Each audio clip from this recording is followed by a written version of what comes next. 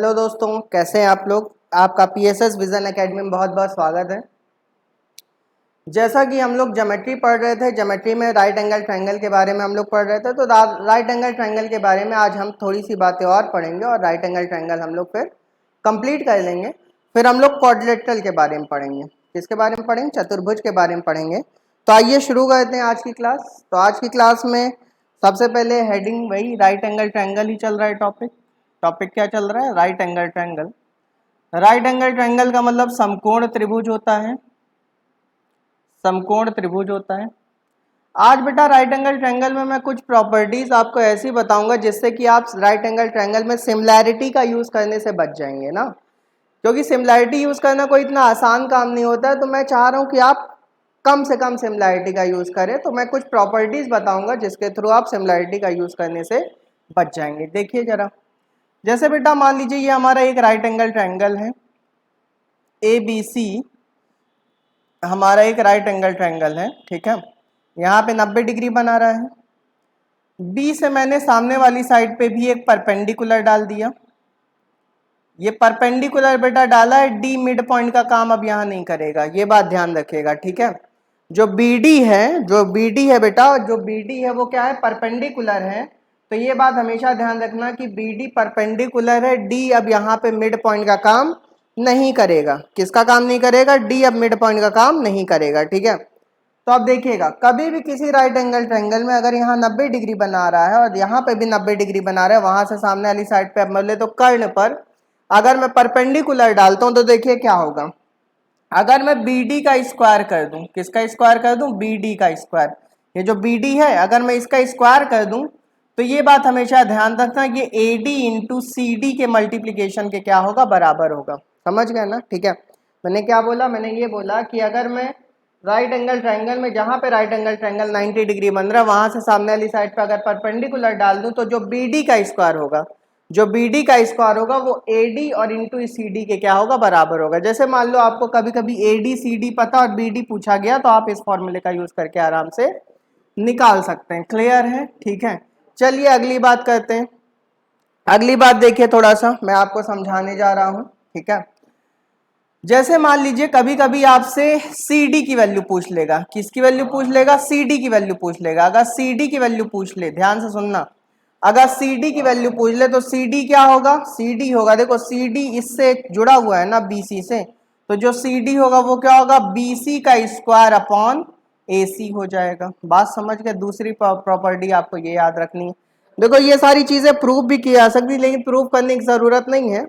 आप इसी तरीके से देखो, कोई दिक्कत नहीं है, क्योंकि आपसे सीधे क्वेश्चन ही पूछा जाएगा, ठीक है। जैसे मान लीजिए आपसे CD की वैल्यू पूछिए तो CD क्या हो जाएगा? BC का स्क्वायर अपॉन AC, ठीक है। जो CD से जो जुड़ी साइड है उसका स्क्वायर करना। CD से कौन जुड़ा है? BC जुड़ा, तो BC का स्क्वायर अपॉन AC हो जाएगा, ठीक है। इसी तरह मान लीजिए आपसे AD पूछ लिया जाए। क्या पूछ लिया जाए? आपसे अगर AD पूछ लिया जाए तो AD क्या हो जाएगा? AD हो जाएगा AB का स्क्वायर अपॉन AC हो जाएगा। समझ गए? नहीं समझ गए? क्लियर है सबको? ठीक है। तो ये तीन चीजें आपको ध्यान रखनी है। अगर ये तीन चीजें आप ध्यान रखोगे तो आप राइट एंगल ट्रायंगल में सिमिलैरिटी लगाने से थोड़ा सा बच सकते हो। पूरा नहीं बच सकते, हाँ, लेकिन थोड़ा थोड़ा तो बच सकते हो ना, ठीक है। क्लियर है? अब देखिए इसी चीज का मैं आपको क्वेश्चन करके दिखा रहा हूं तो आपको फिर और समझ में आएगा कि आखिर मैं कहना क्या चाह रहा हूं, ठीक है। चलिए आइए इसी चीज के ऊपर मैं क्वेश्चन करता हूं। क्वेश्चन लिख लीजिए। किसी, लिख लीजिए क्वेश्चन नंबर 1, किसी समकोण त्रिभुज ABC में, किसी समकोण त्रिभुज ABC में AB is equal to 3, AB is equal to 3, BC is equal to 4, BC is equal to 4, तो आपसे कह रहा है AD अपॉन CD का रेशियो क्या होगा? AD अपॉन CD का रेशियो क्या होगा, ये आपसे पूछा गया है ना, ठीक है। किसी त्रिभुज ABC में AB बराबर 3 दिया गया है और BC बराबर 4 दिया गया और आपसे AD अपॉन CD का अनुपात पूछा गया है। देखिए आइए कैसे करेंगे। आइए इसका सल्यूशन मैं दिखाता हूं आपको। आप बताओ, एक राइट एंगल ट्रायंगल की बात हो रही है और राइट एंगल ट्रायंगल का क्या नाम है? ABC। मतलब यहाँ पे कितना बनाएगा? 90 डिग्री बनाएगा ना। ए बी की वैल्यू 3 है, बी सी की वैल्यू 4 है, तो गारंटी ए सी कितना होगा 5 होगा। कैसे? ट्रिपलेट नंबर से, ये तो सबको याद होगा ना, ठीक है। अच्छा अब यहां पे देखो, आपसे ये मान लो बी डी है, बी डी जो है वो सामने वाली साइड पे क्या बना रहा है, 90 डिग्री बना रहा है ना, कितना बना रहा है 90 डिग्री, ठीक है।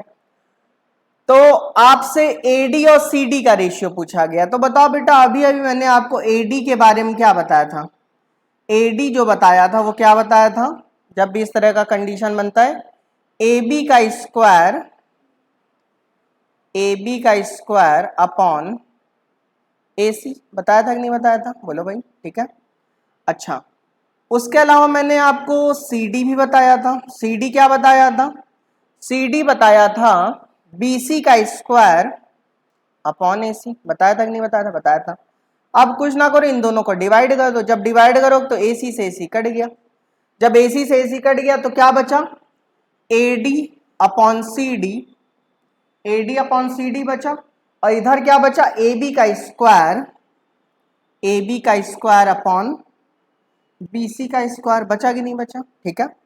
बताओ AB कितना है 3 है, तो 3 का स्क्वायर 9, BC कितना है 4 है, तो 4 का स्क्वायर 16, तो AD अपॉन CD कितना आ गया 9:16 आ गया, AD अपॉन CD कितना आ गया बेटा 9:16 आ गया, और यही इस क्वेश्चन का क्या है आंसर है। क्लियर है सबको, बोलो भाई, ठीक है।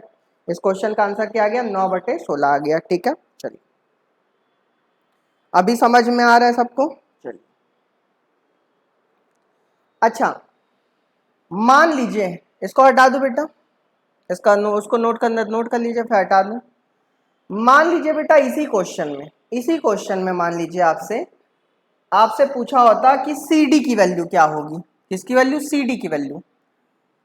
अगर आपसे पूछ लेता CD की वैल्यू क्या होगी, तो CD क्या बदले मैंने बताया था, CD बताया था BC स्क्वायर अपॉन AC, बताया था। तो BC कितना है 4 है, तो 4 का स्क्वायर 16 अपॉन AC कितना है 5 है, तो 16/5 का मतलब कितना 5 3 15, 5 दूना 10, 3.2। CD कितना आ जाता 3.2 आ जाता, नहीं आ जाता, ठीक है। बोलो भाई, क्लियर है सबको, ठीक है। चलिए CD कितना आ जाता, ये आ जाता, बातें आपको समझ में आ ही रही होंगी, ठीक है। कोई मैं इतनी बड़ी बातें नहीं कह रहा हूं भाई, इसी क्वेश्चन में मैं कह रहा हूं कि अगर मान लीजिए आपसे CD पूछ लेता तो क्या होता, BC का स्क्वायर अपॉन AC। अच्छा मान लो आपसे AD पूछ लेता, मान लो जो इसी क्वेश्चन में आपसे AD पूछ लेता, तो AD क्या होता, AD इज इक्वल टू हो जाता AB का स्क्वायर, AB का स्क्वायर अपॉन AC हो जाता ना, और AB कितना है 3 का स्क्वायर 9 बटे AC कितना है 5, तो कितना 5×5=40, 1.8 हो जाता कि नहीं हो जाता। क्लियर है सबको, ठीक है, बात समझ गए। अच्छा मान लीजिए इसी क्वेश्चन में आपसे BD की वैल्यू पूछ लेता, किसकी वैल्यू, BD की वैल्यू पूछ लेता, ठीक है। तो अगर BD की वैल्यू पूछ लेता तो BD क्या होता, देखो BD होता, BD होता AD इंटू CD होता कि ना होता, बोलो भाई, BD कितना होता, AD इंटू CD होता, या फिर मैं BD को जान दो क्या लिख सकता हूं, BD को एक चीज और लिखा जा सकता है, क्या लिखा जा सकता है, BD को एक बात और ध्यान रखना, BD को ऐसे भी लिख सकते हैं AB into BC upon AC, ये भी लिख सकते हैं, ये बात ध्यान रखना, ठीक है। ये केवल राइट एंगल ट्रायंगल के लिए बात सही है, BD को क्या भी लिख सकते हैं AB into BC upon AC, ठीक है। तो बताओ AB कितना है 3 है, BC कितना है 4 है, AC कितना है 5 है, तो 4 3 12, 12/5 कितना होगा 5 दूना 10, 5 चौक 20, 2.4 हो जाता, नहीं हो जाता, ठीक है। तो आपने देखा इस तरह से मैंने आपको लगभग सारी बातें आपको बता दी हैं, ठीक है।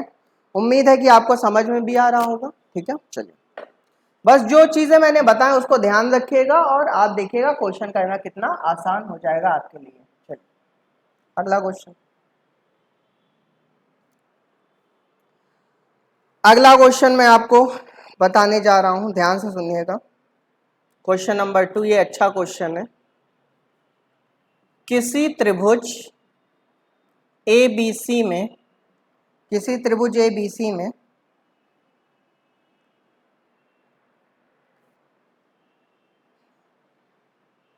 बस ऐसे ही फिगर बना दिया गया है। एग्जाम में जब ये क्वेश्चन आया था तो ऐसे ही फिगर बन गया था। ए बी सी मतलब फिगर बना के दिया गया था, 90 डिग्री था ना। इसके रिस्पेक्ट में ऐसे एक ये वर्ग बनाया गया था। क्या बनाया गया था? वर्ग। ये देख रहे हो, ये वर्ग बना है, इसका नाम जी एच ई डी रख लो, ठीक है, जी एच ई डी। ये वाला एंगल थीटा दिया गया था। ये सारी भुजाएं सेम होंगी तो ए हो जाएगा ना, ठीक है। और ये 13 दिया गया था और ये 11 दिया गया था ना, ठीक है। ये 13 दिया गया था, ये कितना दिया गया था? 11 दिया गया था। क्लियर है? ठीक है। बस ऐसे कहा गया था किसी त्रिभुज एबीसी में, उसके बाद ये फिगर बना दिया गया था और आपसे पूछा गया था area of ji H E D क्या होगा। मतलब ये जो वर्ग के फॉर्म में, मतलब कि ये जो जी एच ई डी एक वर्ग बन रहा है, इसका एरिया हमें बताना था, ठीक है। चलिए आइए देखते हैं इस क्वेश्चन को। देखो, अगर इस क्वेश्चन को इस तरह से आप देखोगे तो बेटा डर जाओगे और आपसे कहोगे कि अरे ये कैसे किया जाए। ध्यान से सुनना, मेरी बात ध्यान सुनना, आसान हो जाए क्वेश्चन। बेटा एक बात बताओ कि वर्ग की भुजाएं जहां पे भी मिलती वहां 90 डिग्री बनाती हैं। बताओ ये भी 90 होगा और ये भी कितना होगा? 90 होगा कि नहीं होगा? पहली बात तो यही, ठीक है। और यहाँ पे भी ये भी 90 हो, ये भी 90 होगा और ये भी क्या होगा? 90 होगा, क्योंकि वर्ग की भुजाएं जहां मिलती हैं वहां कितना बना? 90 डिग्री बनाते हैं, ठीक है। अच्छा बेटा ये बताओ, ये 90 डिग्री है, ये थीटा है, तो बताओ ये 90 माइनस थीटा होगा कि नहीं होगा? बोलो भाई, क्योंकि त्रिभुज के तीनों कोणों का योगफल 180 होता है। अगर 180 होता है, सीधी सी बात है, ये 90 थीटा है तो कितना होगा? 90 माइनस थीटा होगा। क्लियर है? ठीक है। अब ध्यान से देखना मैं क्या कहने जा रहा हूँ, सोल्यूशन में कहने जा रहा हूँ। एक बार मैं त्रिभुज एच ई सी ले लूंगा। कौन सा ले लूंगा? ट्रायंगल एच ई सी। एक बार मैं त्रिभुज ले लूंगा एच ई सी, ठीक है, एच ई सी ले लूंगा, ठीक है। अगर मैं त्रिभुज एच ई सी की बात करूं तो एच ई सी बताओ समकोण त्रिभुज है कि नहीं है? बिल्कुल समकोण त्रिभुज है। अगर समकोण त्रिभुज है तो मैं यहाँ टेन थीटा लगाने जा रहा हूँ। क्या लगाने जा रहा हूँ? टेन थीटा की वैल्यू निकालने जा रहा हूँ। तो बताओ टेन थीटा क्या होता है? लंब बटे आधार होता है। तो बताओ इस समकोण जो एच ई सी समकोण उसके रिस्पेक्ट में लंब क्या होगा? ई एच होगा कि नहीं होगा? और ई एच की वैल्यू कितनी? ए है। और आधार कितना होगा? 11 होगा कि नहीं होगा? क्योंकि 90 के सामने तो कर्ण होता है ना बेटा। क्लियर है? ठीक है। तो टेन थीटा इसमें लगाया तो क्या हो गया? ए बटे 11 आ गया, ठीक है। अच्छा अब आगे की बात कर लेते हैं। एक बार ट्रायंगल में ए जी डी ले रहा हूं। कौन सा ले रहा हूं? ए जी डी ले रहा हूं, ठीक है। अगर मैं ट्रायंगल ए जी डी लेके इसमें भी 1090 माइनस थीटा लगाऊं, क्या लगाऊं? 1090 माइनस थीटा लगाऊं तो 1090 माइनस थीटा भी क्या होगा? लंब बटे आधार। तो लंब क्या होगा? ए है। और आधार कितना है भाई? 90 के सामने तो कर्ण होगा। आधार कितना है? 13 है। और 1090 माइनस थीटा होता क्या है? कॉट थीटा होता है। तो कॉट थीटा की वैल्यू क्या आ गई? ए बटे 13 आ गई। आ गई कि नहीं आ गई? क्लियर सब, ठीक है। अच्छा बताओ, अगर मैं इस वाली इक्वेशन को और इस वाली इक्वेशन को मल्टीप्लाई कर दूं, क्यों मल्टीप्लाई कर दूं? क्योंकि मुझे पता है, मुझे एक बात पता है। क्या पता है? कि टेन थीटा का उल्टा कॉट थीटा, और जब मल्टीप्लाई करूंगा तो दोनों क्या हो जाएंगे? कैंसिल आउट हो जाएंगे। अगर मैं दोनों इक्वेशन को मल्टीप्लाई कर दूं तो tan theta into cot theta is equal to a upon 11 into a upon 13 हो जाएगा। और कॉट थीटा होता है बेटा क्या? 1 upon tan theta is equal to a square upon, यहाँ पे क्या होगा? 3 143 ना, ठीक है। तो टेन थीटा कट गया, 1 is equal to a square upon 143। तो ए इज इक्वल टू क्या आ जाएगा? Under root 143। नहीं आ जाएगा? मतलब ए स्क्वायर बराबर 143 आ जाएगा? नहीं आ जाएगा? ए स्क्वायर की वैल्यू क्या आ जाएगी? 143। और आप बताओ, जो वर्ग का एरिया होता है वो साइड स्क्वायर ही तो होता है ना। अगर वर्ग का एरिया साइड स्क्वायर होता तो ए इंटू ए स्क्वायर की वैल्यू क्या आ गई? 143। और यही इस क्वेश्चन का क्या गया आंसर। आप देख रहे हैं कितने टेक्निकल क्वेश्चन था, कितना अच्छा क्वेश्चन था जो कि मैंने अभी अभी आपको कराया है ना, ठीक है। दिमाग कुछ भी नहीं था, लेकिन हाँ अगर ये सारी बातें आपको पता है तो आप आराम से कर सकते हो। जैसे बहुत सारे लोग कहते हैं ज्योमेट्री में ट्रिग्नोमेट्री नहीं लगा सकते, बेटा लगाया जा सकता है। कहीं पे भी मैथ में कुछ भी लगाया जा सकता है, बस आपको लगाना आना चाहिए ना, ठीक है। चलिए, तो आपने देखा ये फिगर बना हुआ था, ये सारी साइड ए थी क्योंकि ये वर्ग था, ये 90 था। ये मैंने थीटा ले तो 90 माइनस थीटा होगा, ये भी 90 होगा, इसमें एक बार टेन थीटा लगा दिया, इसमें 10 90 माइनस थीटा, दोनों को मल्टीप्लाई कर दिया और आंसर आ गया। ठीक है, चलिए अगला क्वेश्चन देखते हैं। अगला क्वेश्चन क्या, अगला कॉन्सेप्ट देखते हैं। अगला कॉन्सेप्ट,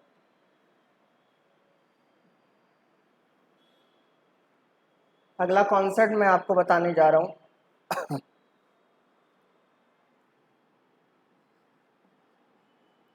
कॉन्सेप्ट है ये,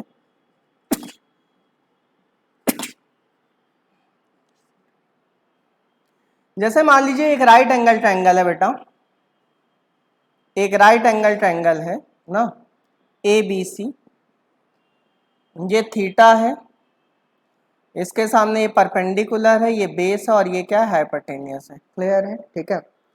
मान लीजिए इसके अंदर मैं एक इस तरह से वर्ग बना रहा हूं, ऐसा वर्ग बना रहा हूं ना, देख रहे हो, ये इसका नाम भी रख दे रहा हूं, जी एफ डी ई, ये वर्ग देख रहे हो, जी एफ ई डी, इसकी सारी भुजाएं क्या, स्मॉल ए हैं। ठीक है, बात समझ गए, इसके अंदर एक वर्ग बना है। ठीक है, तो कहा जा रहा है इस वर्ग का मैक्सिमम एरिया क्या होगा, इस वर्ग का मैक्सिमम एरिया क्या होगा। ठीक है, मैक्सिमम एरिया ऑफ स्क्वायर,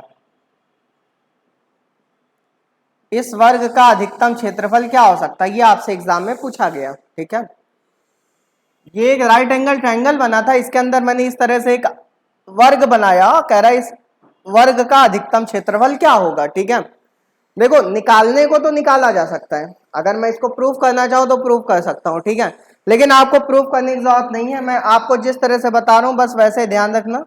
मान लीजिए अगर मैं वर्ग की भुजा निकाल लूं, अगर मैं वर्ग की भुजा निकाल लूं तो बताओ एरिया निकल आएगा कि नहीं निकल आएगा, आराम से निकल आएगा। और आज के बाद से जब भी कभी भी राइट एंगल ट्रायंगल के अंदर इस तरह से अगर वर्ग बना रहे जिसकी एक भुज मतलब दो, यहाँ पे एक वर्टेक्स कर्ण पर रहे, ठीक है, एक वर्टेक्स लंब पर रहे और दो वर्टेक्स कहाँ रहे, आधार पर रहे। ठीक है, तो उस कंडीशन में जो वर्ग की साइड होगी वो क्या होगी, p b upon p plus b होगी। ये बात ध्यान रखना, क्या होगी, वर्ग की जो भुजा होगी वो p b upon p plus b होगी, जहां पे पी क्या है, परपेंडिकुलर है, बी क्या है, बेस है। ठीक है, और अगर मान लीजिए एरिया में निकालना चाहूं तो एरिया क्या होगा, इसका स्क्वायर कर दो, अगर स्क्वायर करोगे तो साइड स्क्वायर, साइड स्क्वायर मतलब p b upon p plus b का होल स्क्वायर। समझ गए ना? ठीक है, ये बात आपको ध्यान रखनी है। ठीक है, कि कभी भी अगर आपको परपेंडिकुलर और बेस पता रहे और इस राइट एंगल ट्रायंगल के अंदर इस तरह से अगर वर्ग बन रहा है, इस तरह से वर्ग बन रहा है, तो इस वर्ग का एरिया क्या होगा, p b upon p plus b. बेटा इसको प्रूफ भी किया जा सकता है, ऐसा नहीं कि इसको प्रूफ नहीं किया जा सकता, प्रूफ किया जा सकता है, लेकिन आपके एग्जाम में प्रूफ नहीं पूछा जाता। और आपको प्रूफ अगर जानना है तो आप कभी ऑफलाइन जब क्लासेस स्टार्ट होंगी, एसएससी का बैच आप ज्वाइन करिएगा तो मैं उसमें प्रूफ करके भी आपको दिखा दूंगा। ठीक है, अभी कोई प्रूफ इतना कोई ज़रूरी नहीं है। ठीक है, बस इतना ध्यान रखना है कि जैसा फिगर मैंने बना अगर सेम टू सेम वैसा ही फिगर अगर आपको दिख रहा हो, वर्ग का एरिया पूछ रहा है, तो क्या होगा, साइड निकाल लो p b upon p plus b से और फिर आराम से निकाल सकते हैं। ठीक है, चलिए अगला कॉन्सेप्ट देखते हैं। अगला कॉन्सेप्ट, जैसे मान लीजिए ये राइट एंगल ट्रायंगल है बेटा, ये हमारा क्या है, राइट एंगल ट्रायंगल है, ए बी सी हमारा राइट एंगल ट्रायंगल है, ये परपेंडिकुलर है, ये बेस और ये क्या है, हाइपोटेनियस है। ठीक है, ये परपेंडिकुलर है, बेस और ये क्या है, हाइपोटेनियस है। और इस बार देखो वर्ग कैसा बन रहा है, इस बार वर्ग ऐसा बन रहा है, देख रहे हो, वर्ग बनने के भी बेटा तरीके होते हैं, जी ई जी एफ ई पी, जी एफ ई पी। ठीक है, ये जी एफ ई पी एक वर्ग बन रहा है। अब इस वर्ग के बारे में अब देख रहे हो इसमें क्या है, इसमें ऐसा है कि यहाँ पे एक वर्टेक्स लंब पर है, एक वर्टेक्स आधार पर है और दो वर्टेक्स कहाँ पे पाए जा रहे हैं, कर्ण पे पाए जा रहे हैं। अगर इस तरह से वर्ग बने राइट एंगल ट्रायंगल के अंदर, इस तरह से वर्ग बने, तब स्क्वायर का अगर मान लो पूछा जाए एरिया, स्क्वायर का area, area of square, area of square पूछा जाए या वर्ग का क्षेत्रफल पूछा जाए तो पहले साइड निकाल लो। अब साइड कैसे निकालोगे, देखो साइड कैसे निकलेगा, P into b into h upon p square plus b square plus p b. ये बात ध्यान रखना। ठीक है, कभी भी राइट एंगल ट्रायंगल के अंदर, कभी भी राइट एंगल ट्रायंगल के अंदर अगर इस तरह से वर्ग बनना, जैसे मैं बनाऊं सेम टू सेम ऐसा ही फिगर बनना चाहिए। ठीक है, अगर इस तरह से वर्ग बन रहा है तो उस समय वर्ग की जो भुजा होगी उसका मान क्या होगा, P into b into h upon p square plus b square plus p b, ठीक है। और मान लो एरिया की बात करें तो बस कुछ नहीं करना, इसका स्क्वायर कर देना तो एरिया आ जाएगा ना, ठीक है, कर ले जाएंगे। चलिए ठीक है, उम्मीद है ये सारी बातें आपको समझ में आ रही होंगी बेटा, ठीक है। चलिए अगला बात करते हैं।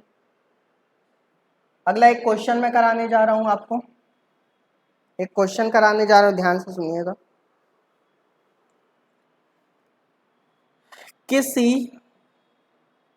किसी समकोण त्रिभुज में, किसी समकोण त्रिभुज में बीडी त्रिभुज ए बी सी को दो बराबर पेरीमीटर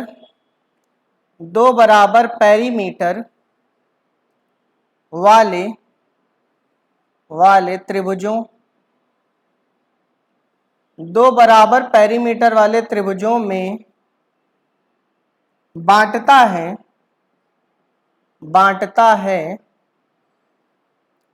है तो बीडी क्या होगा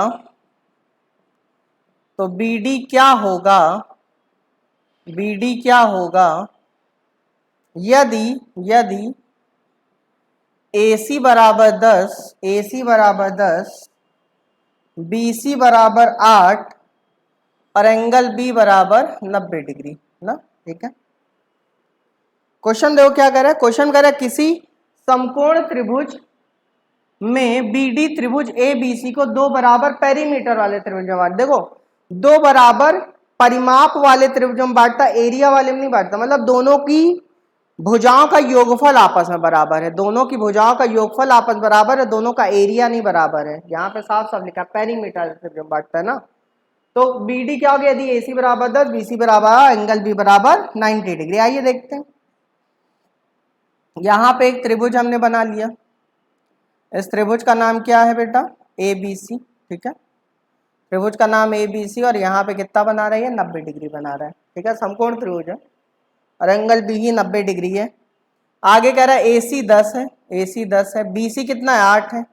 तो बताओ बेटा अगर ये 8 है ये 10 है तो गारंटी ये 6 होगा, क्योंकि ट्रिपलेट बना रहा है, नहीं बना रहा है, ठीक है भाई। जैसे 3 4 5 से ट्रिपलेट बनता है तो 3 का दुगना 6, 4 का दुगना 8, 5 का दुगना 10 से भी ट्रिपलेट बनेगा, ठीक है। वैसे पाइथागोरस लगा के भी निकाल सकते हो, कोई दिक्कत वाली बात नहीं है। कह रहा BD क्या होगा, ये BD, ये देख रहे हो, ये BD इस तरह से खींचा गया, इस BD की लंबाई बतानी, मान लो BD x होगा, क्या होगा x, ठीक है। अब देखो क्वेश्चन में क्या क्या रहा है, ध्यान से सुनना। कह रहा है त्रिभुज ABC में जो BD है इसको दो बराबर पेरीमीटर वाले भागों में बांटता है। कहने का मतलब समझ जाओ कि मतलब AB का, BD का और AC का योगफल ना, और BC का, CD का और BD का योगफल आपस में क्या होगा, बराबर होगा। नहीं समझे क्या, ठीक है। क्या मैंने कहा भाई, BD एक ऐसी लाइन है जिसकी वजह से AB का, BD का और AD का योगफल या फिर BC का, CD का और BD का योगफल आपस में क्या होगा, बराबर होगा। आप ध्यान से सुनना, ठीक है, यहीं पे पूरी कहानी है, देखना यार। ये बताओ अगर perimeter of ABD,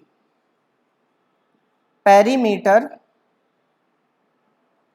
of ABD बराबर कह रहा है पेरीमीटर ऑफ BDC, मतलब ABD में जितनी भी भुजाएं हैं, 3 भुजाएं, और BDC में जितनी भुजाएं, 3 भुजाएं, इन तीनों का योगफल आपस में बराबर होना चाहिए। अब ध्यान सुनना यार, बताओ ये तो 8 है, ये क्वेश्चन में दिया गया, ये 6 है क्वेश्चन में दिया गया, और ये दोनों में क्या है, कॉमन है, BD दोनों में कॉमन है। इसका मतलब जो भी भाई ना 8 की वजह से कोई चेंज आ सकता है, ना 6 की वजह से कोई चेंज आ सकता है, ना BD की वजह से कोई चेंज, क्योंकि BD तो दोनों में कॉमन है, तो BD की वजह से तो कम ज्यादा हो नहीं सकता पेरीमीटर, ठीक है। अब तुम खुद बताओ बेटा, यहाँ पे आप देखो ये 8 और ये 6 है, ये 8 और ये 6 है, तो अब मैं इसको किस तरह से बांटूं कि ये वाली, मतलब कि ये वाली भुजा और ये वाली भुजा का योगफल, या ये वाली और ये वाली भुजा का योगफल आपस में बराबर, क्योंकि BD तो दोनों में कॉमन है ना, ठीक है। अब देखो कैसे बांटा जाएगा, ध्यान से सुनना। पहले क्या करो, यहाँ पे बताओ अंतर कितने का है, यहाँ पे 2 का अंतर है ना, 8 और 6 में कितने का अंतर है, 2 का अंतर है। तो पहले 10 में से 2 घटा लो, 10 में से 2 घटा लो, कितना बचा, 8 बचा। अगर 8 बचा तो 8 का आधा 4 इसको दे दो और 4 इसको दे दो, समझ गए ना, मतलब AD भी 4 हो गया और ये भी क्या हो गया, 4 हो गया ना, ठीक है। लेकिन भाई हमें तो 10 को बांटना था, तो इसका मतलब ये 2 ज्यादा होगा, मतलब ये कितना होगा, 6 होगा, समझ गए। अब देख लो 6 6 12 और 8 4 12 बराबर हो गया कि नहीं हो गया, आप समझ गए ना कैसे बांटा गया, क्लियर है सबको, ठीक है। क्या मैंने किया, मैंने कोई इतनी बड़ी बात नहीं की है, मैंने कोई एकदम वो नहीं कर दिया है कि जो आप नहीं समझ पा रहे हो भाई, ठीक है। बहुत ही आसान बात मैंने कही है और आपको समझ में भी आ जाएगी। यार क्वेश्चन गायब हो जाता है मेरे भाई, एक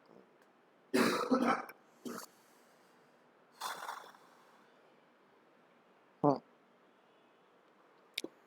तो बेटा मैंने बस इतना सा आपसे कहा है कि यहाँ पे ये 8 है, ये 6 और BD तो दोनों में कॉमन, तो BD की वजह से तो कोई चेंज आएगा नहीं, ठीक है। तो चेंज केवल इसकी और इसकी वजह से आएगा। तो आप बताओ ये 8 और ये 6 दोनों में कितने का अंतर है, 2 का अंतर है।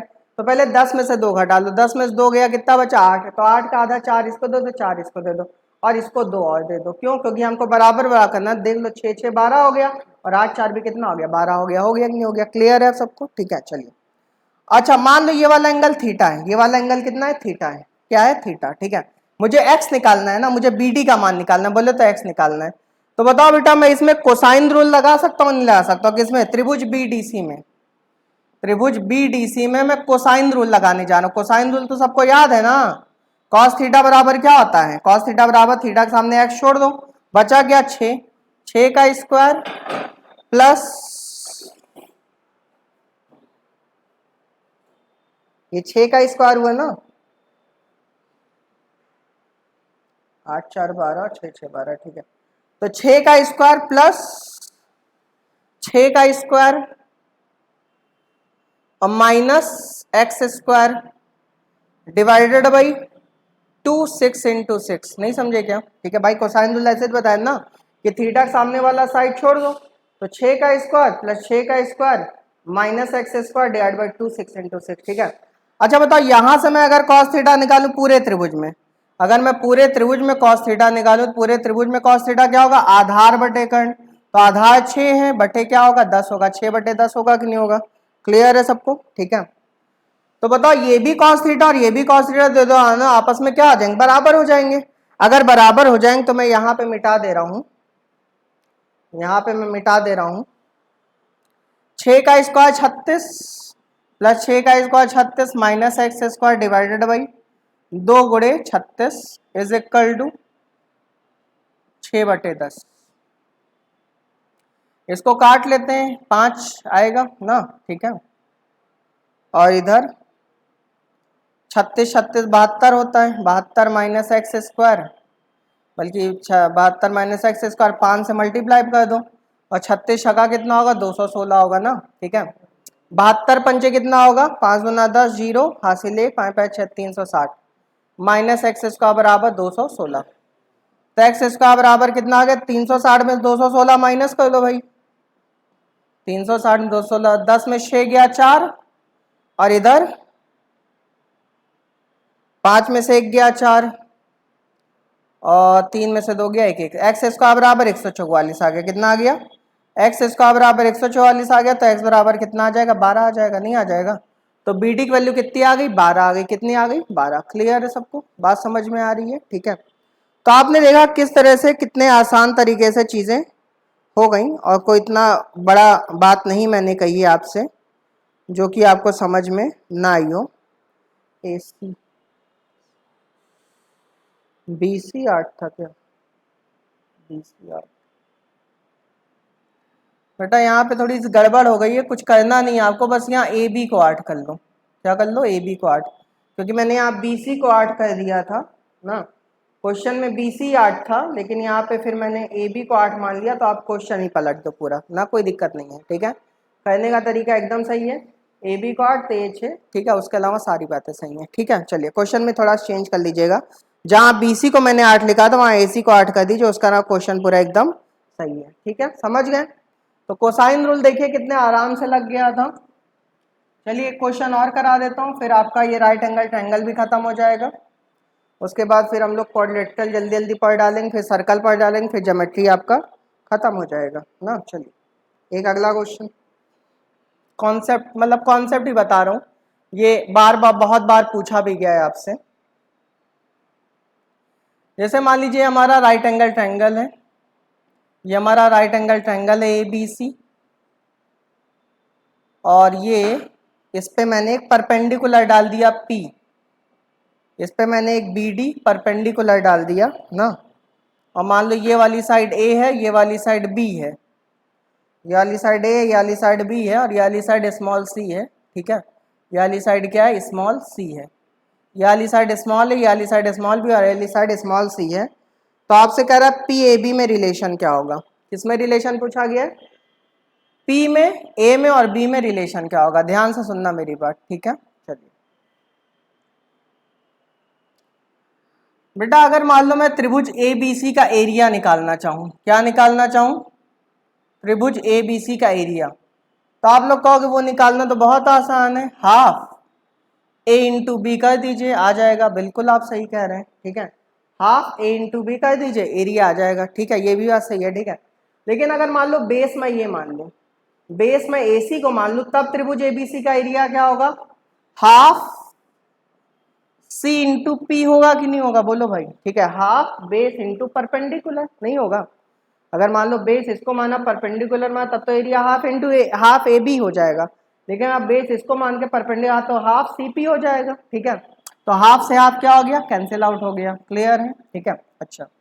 अच्छा बेटा एक बात बताओ, पाइथागोरस थ्योरम तो सबको पता होगी, पाइथागोरस थ्योरम अगर इसमें लगाऊं तो क्या होगा, C स्क्वायर बराबर A square plus B square होगा, नहीं होगा, ठीक है।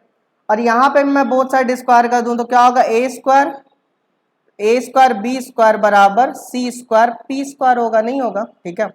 और P स्क्वायर को नीचे लेते आओ तो क्या होगा, 1/P स्क्वायर बराबर C square upon A square B square होगा, ठीक है।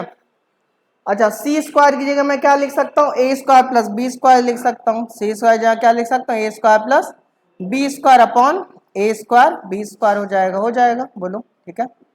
तो 1/P स्क्वायर बराबर, यहाँ पे अगर काटो तो A स्क्वायर से A स्क्वायर कट गया, क्या बचा, 1/B square plus B square से B स्क्वायर कट गया, क्या बचा, 1/A स्क्वायर। तो ये रिलेशन याद रखिएगा, ठीक है। किसी भी राइट एंगल ट्रायंगल में अगर जहाँ पे 90 बन रहा वहां सामने साइड परपेंडिकुलर डालते हो तो इस परपेंडिकुलर में A में और B में क्या रिलेशन होता है, 1/P स्क्वायर बराबर 1/A square plus 1/B square, ठीक है। तो आपने देखा इतनी सारी बातें मैंने अभी तक पढ़ा डाली, आप लोग भी पढ़ पढ़ के उब गए, ज्योमेट्री में कितना ही पढ़ाएंगे, लेकिन बेटा क्या किया जाए, ज्योमेट्री में इतना पढ़ना ही पड़ता, तभी आपके सारे कॉन्सेप्ट क्लियर होंगे, और इतना ज्योमेट्री में अगर आपने एक बार पढ़ लिया फिर दोबारा आपको पढ़ने की जरूरत नहीं पड़ेगी, ठीक है। तो आज के लिए इतना ही, कल से हम लोग क्वाड्रिलेटरल शुरू करेंगे, तब तक के लिए आप अपना ख्याल रखिए, खुश रहिए, थैंक यू सो मच।